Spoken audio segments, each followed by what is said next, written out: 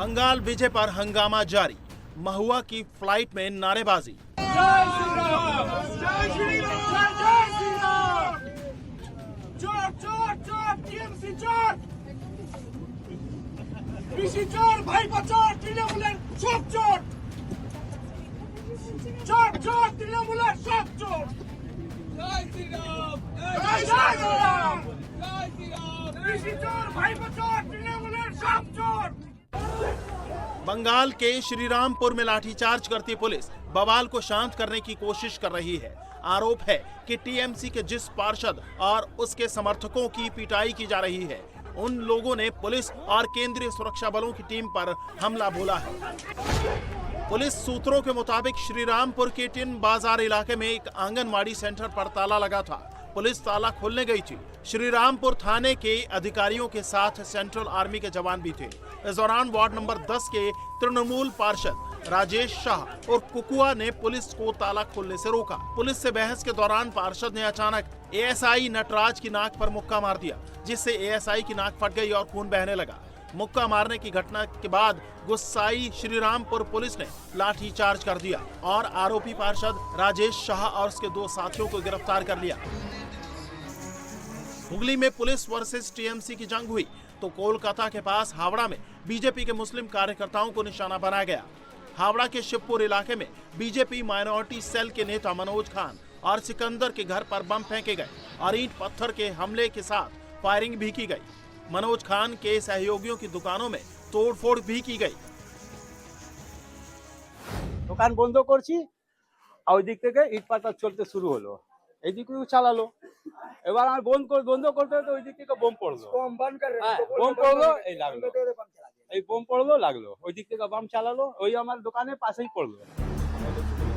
BJP के मुस्लिम कार्यकर्ताओं का कहना है कि ये हमला तृणमूल कांग्रेस की पूर्व पार्षद के पति बरे ने किया। हमलावर टीएमसी कार्यकर्ता ने बीजेपी का सपोर्ट करने पर अंजाम भुगतने की धमकी भी दी। हमले के बाद इलाके में तनाव को देखते हुए बड़ी संख्या में पुलिस और आरएएफ की तैनाती की गई। कुछ लोग हमारे घर के पास आए थे, जुजूम बना के समीम अहमद बड़े के लोग आके बोल रहे खोज रहे, गाली गुप्ता दे कर गए। हम लोग नहीं मिले तो बोला सारा लोग मुस्लिमों के लोग बीजेपी करता है, कहाँ है मनोज खान, कहाँ है सिकंदर खान, बोलकर चला गया। अभी हमारे लड़के लोग के ऊपर अचानक बमबाजी शुरू कर दिया, 7-8 बम चलाया है, ऊपर से गोली भी चलाया है।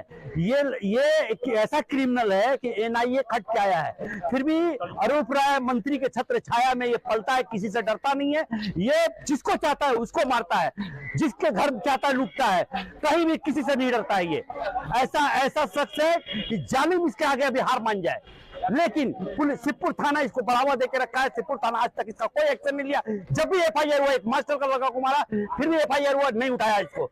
हम पूछते क्यों नहीं उठता ये, इसको उठा के इसके सस्ती से सस्ती सजा दे। हम वो लोग बोल रहा था कि तुम लोग को बीजेपी करने नहीं होगा, तो भाई बीजेपी करने नहीं होगा। बीजेपी तो पार्टी है, हम लोग का मन है, ये तो आज़ाद हिंदुस्तान है। अब अपना आदमी मन से पार्टी भी नहीं कर सकता है। ये तो ये कहाँ लिखा हुआ है कि हम लोग बीजेपी नहीं कर सकते?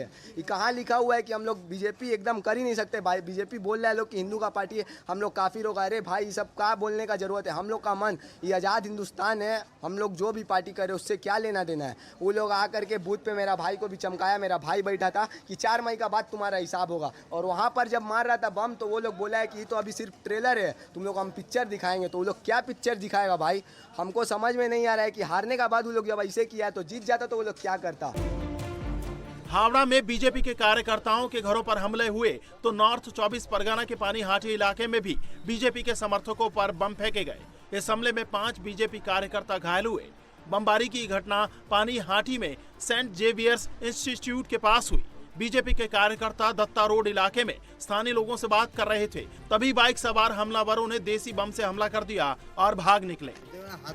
नॉर्थ 24 परगना में दूसरा बड़ा हमला बशीरहाट में हुआ, जहां पार्टी का झंडा लगा रहे बीजेपी समर्थकों पर फायरिंग की गई। राहत की बात यह रही कि फायरिंग में किसी को गोली नहीं लगी। मौके पर मौजूद लोगों ने बताया कि करीब 20 लोगों के एक ग्रुप ने अटैक किया था। इनमें से 3 लोगों ने फायरिंग की, लेकिन पास में ही सेंट्रल फोर्सेस की तैनाती थी।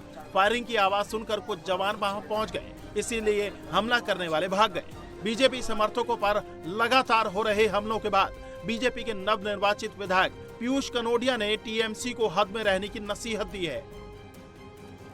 চলে যাওয়ার পরে সন্ত্রাস শেষ করতে যাচ্ছে না তো ছুরি আমরা পরে রাখিনি, শুধু দল আমাদের বেঁধে রেখেছে। একদম ঠিক, লাল করার জন্য মজবুর করেন না, একদম ঠিক কথা। খুঁজে কাউকে পাওয়া যাবে না, কথা দিয়ে দিলাম। एक तरफ बंगाल में बवाल जारी है तो बंगाल के नतीजे का असर अब फ्लाइट के सफर में भी देखा जा रहा है।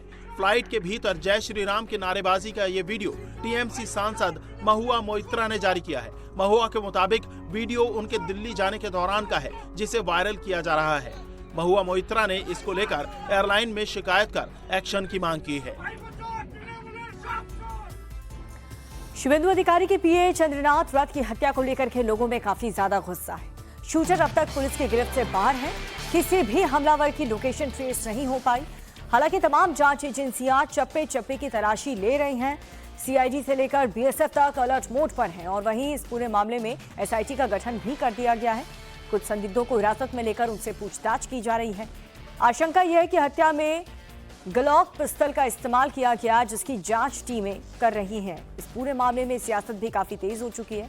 शुभेंदु अधिकारी समेत बीजेपी के तमाम नेताओं का ये कहना है कि हत्याकांड में प्रोफेशनल शूटर हायर किए गए। और देखिए, इसमें टीएमसी का हाथ है, ये बीजेपी की तरफ से आरोप लगाया जा रहा है। टीएमसी मामले की सीबीआई जांच की मांग कर चुकी है पहले ही, और ऐसे में एजेंसियां हर एंगल से जांच में जुटी हैं।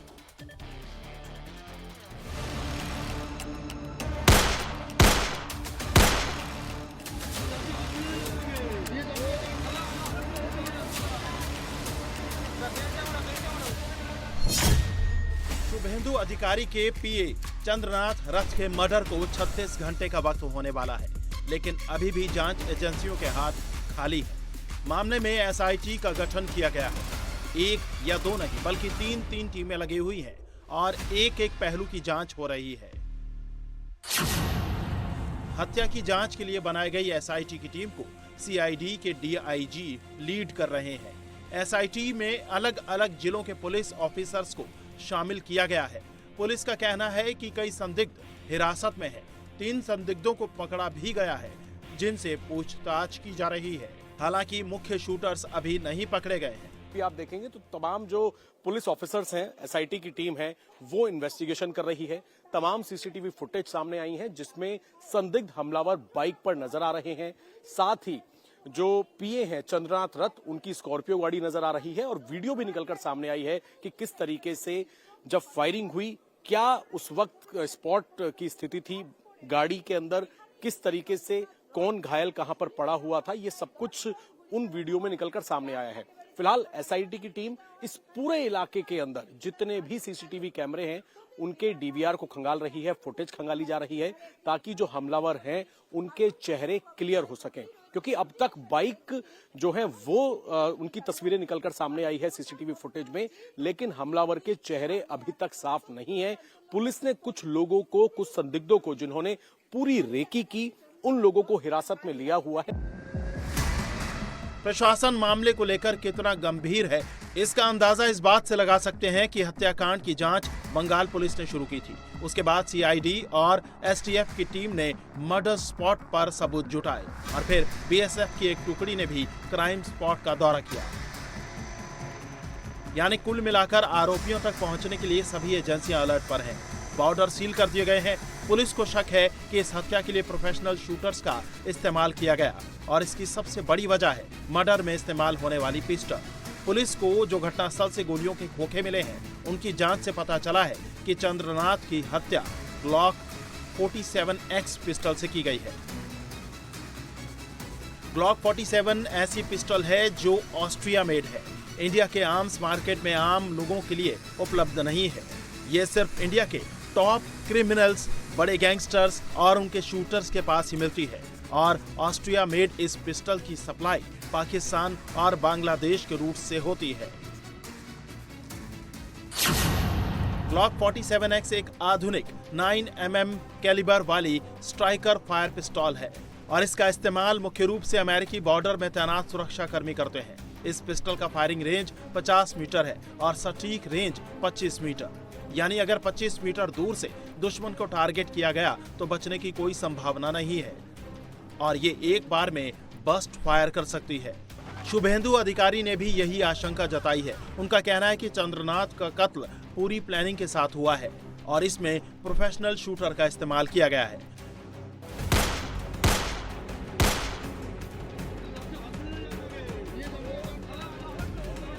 पुलिस ने बॉर्डर के इलाकों में निगरानी बढ़ा दी है क्योंकि शक है कि हत्यारे बॉर्डर क्रॉस करके बांग्लादेश भाग सकते हैं। इसलिए बीएसएफ को भी अलर्ट किया गया है। पैरामिलिट्री फोर्स के अधिकारी भी नॉर्थ 24 परगना के उस स्पॉट पर पहुंचे जहां चंद्रनाथ रथ का मर्डर हुआ था।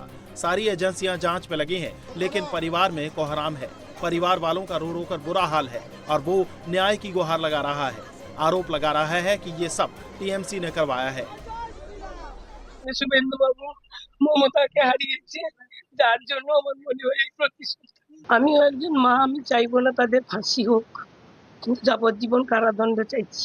শাসক দলের যারা গরম গরম বক্তব্য দিয়েছিল যে 4 তারিখের পরে দিল্লির কোনো ভাব রক্ষা করতে পারবে না, সেটাই তারা দেখিয়ে দিল। আমার ছেলে যদি অ্যাক্সিডেন্টে কোনো অঘটন ঘটতো, আমার মনে হয় এত কষ্ট হতো না। তাকে যেভাবে কষ্ট দিয়ে এতটাইরা মারলো, এটা পুরো তৃণমূলেরই সাজানো গল্প। लगातार सीसीटीवी कैमरों के फुटेज खंगाले जा रहे हैं। चंद्रनाथ की गाड़ी से जो फॉरेंसिक सबूत इकट्ठे किए गए हैं, उनके आधार पर जांच हो रही है। हालांकि पुलिस को मौके से जो गाड़ी मिली है उसकी नंबर प्लेट फर्जी निकली। चेसिस नंबर और इंजन नंबर को भी टेम्पर किया गया। ऐसे में पुलिस के लिए हत्यारों तक पहुंचना एक बड़ा चैलेंज बना हुआ है। हालांकि जांच एजेंसियों का कहना है कि आरोपी जल्द गिरफ्त में होंगे, किसी को बख्शा नहीं जाएगा।